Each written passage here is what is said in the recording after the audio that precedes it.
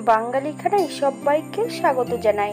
আমি আজকে এখানে রান্না করব ওলের ডাঁটা পুরনো দিনের পদ্ধতিতে, সম্পূর্ণ নিরামিষ। দুটো রেসিপি রান্না করব। তেল মশলার পরিমাণ খুবই কম, আপনারাও শিখে নিতে পারবেন ছোট ছোট টিপস সহ। খেতে এতটাই সুস্বাদু, আপনারা একবার বানালে বারবার বানাবেন। তবে আমার বাড়িতে পুরনো পদ্ধতিতে ওলের ডাঁটা কিভাবে রান্না করা হলো, চলুন সেটা একবার দেখে নেওয়া যাক ভিডিওর মাধ্যমে। এখানে মিডিয়াম সাইজের একটা ওলের ডাঁটা নিয়ে নিয়েছি। উপরে পাতাগুলো দিয়ে একটা রেসিপি করব, আর এই নিচের গোড়ার ডাঁটাটা দিয়ে একটা রেসিপি করব। তবে ডাঁটাটা এবার কেটে নেওয়ার পালা। আজকে আমি ডাঁটাগুলো কাটা দেখাচ্ছি না, তবে কিভাবে কাটতে হবে সেটা আমি বলে দেব।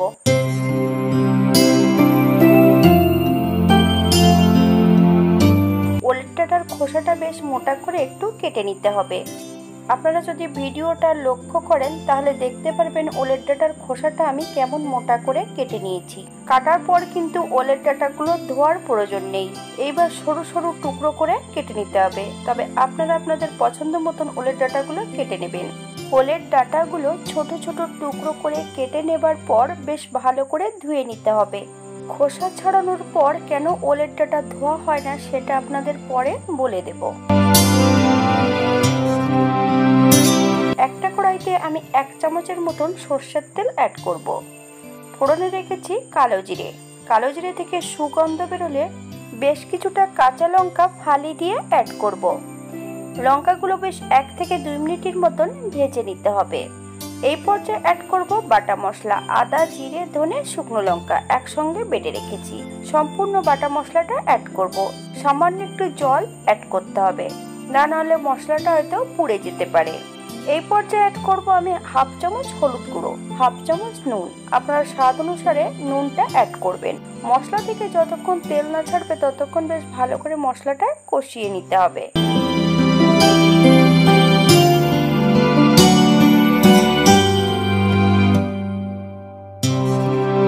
মশলা থেকে তেল ছেড়ে দিয়েছে। এই পর্যায়ে সম্পূর্ণ কেটে রাখা ওলের ডাঁটার টুকরোগুলো অ্যাড করব। হাই ফ্লেমে 2 থেকে 3 মিনিটের মতন বেশ নেড়ে চেড়ে মশলা সহ ভালো করে মিশিয়ে দিতে হবে।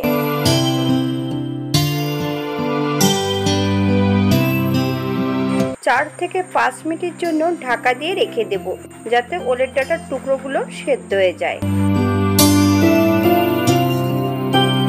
5 মিনিট পর হালকা হাতে বেশ নেড়ে চেড়ে নিতে হবে। সম্পূর্ণ ওলের ডাঁটার জলটা শুকিয়ে গেছে। যতক্ষণ ওলের ডাঁটার থেকে জল ছাড়বে ততক্ষণে কিন্তু নারকেলের দুধটা অ্যাড করা যাবে না। এই পর্যায়ে অ্যাড করব 1/2 কাপ নারকেলের দুধ। আপনারা যদি পছন্দ করেন তাহলে পরিমাণে বাড়িয়ে দিতে পারেন। হালকা হাতে নেড়ে চেড়ে বেশ ভালো করে মিশিয়ে দিতে হবে। তবে এটা কিন্তু খুব শুকনো শুকনোই রান্নাটা হবে। আবারও আমি 4 থেকে 5 মিনিটের জন্য ঢাকা দিয়ে রেখে দেব।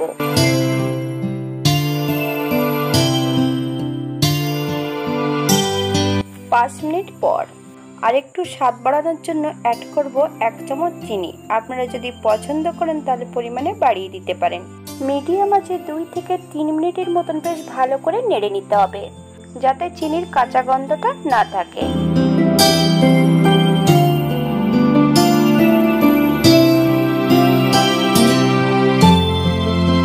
এই পর্যায়ে অ্যাড করব 1/2 চামচ গরম মশলা গুঁড়ো। আপনারা যদি পছন্দ করেন তাহলে পরিমাণে বাড়িয়ে দিতে পারেন। গ্যাসের ফ্লেমটা অফ করে দিয়ে 5 মিনিটের জন্য স্ট্যান্ডিং টাইম দিতে হবে। তারপর সার্ভ করব।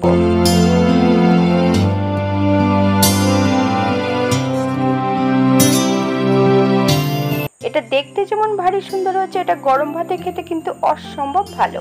আপনারা বাড়িতে একবার একই পদ্ধতিতে বানিয়ে নেবেন।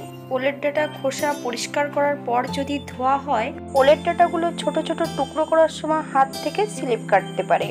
ওলের ডাঁটাগুলো টুকরো করে কেটে নেবার পর বেশ পরিষ্কার জল দিয়ে ধুয়ে নিতে হবে এবং ভালো করে জল ঝরিয়ে তারপরে রান্না করবেন। জল সহ কিন্তু ওলের ডাঁটা রান্না করবেন না। আমি ওলের ডাঁটা রান্না করার জন্য এখানে তেঁতুল বা লেবু কোনোটাই অ্যাড করব না, বা খাবার সময়ও দরকার হবে না। ঠিক এমন ভাবে যদি রান্না করা হয়, ওলের ডাঁটাতে যদি জল অ্যাড করা হয় তাহলে কিন্তু গলা কুটকুট করতে পারে। আজকের দ্বিতীয় রান্না, ওলের পাতাগুলো দিয়ে শাক রান্না করব। আমি কিন্তু এই শাক রান্নাতে একটু পেঁয়াজ অ্যাড করব। আপনাদের যদি পছন্দ হয় তাহলে পেঁয়াজ অ্যাড করতে পারেন। এরপর যে একটা কড়াইতে বেশ কিছুটা সর্ষের তেল অ্যাড করব। ফোড়নে রেখেছি কালো জিরে থেকে সুগন্ধ বেরোলে মিডিয়াম সাইজের একটা পেঁয়াজ বেশ মিহি করে কুচিয়ে নিতে হবে। পেঁয়াজগুলোকে একটু নুন দিয়ে বেশ ভালো করে ভেজে নেব। 4 থেকে 5 মিনিটের মতন পেঁয়াজগুলো ভেজে নিতে হবে। খুব বেশি লাল করে ভেজে নেওয়ার প্রয়োজন নেই, তাহলে শাক রান্নার সময় পেঁয়াজগুলো সেদ্ধ হবে না।